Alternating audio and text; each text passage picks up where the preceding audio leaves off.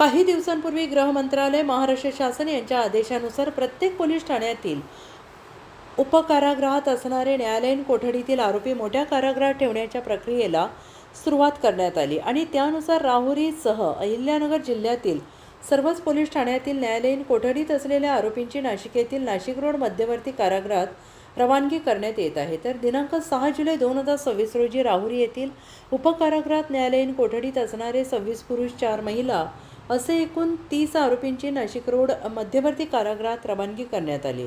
यावेळी पोलीस निरीक्षक रवींद्र देशमुख यांच्या नेतृत्वाखाली चोख बंदोबस्त ठेवण्यात आला होता।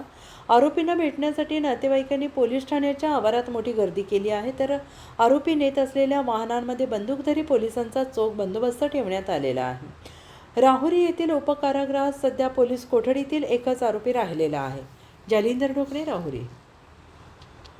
तुमच्या भागातील प्रत्येक बातमी पाहण्यासाठी तसेच अशाच ताज्या आणि विश्वासार्ह घडामोडींसाठी उत्तर महाराष्ट्र न्यूज नेटवर्क सोबत जोडलेले रहा।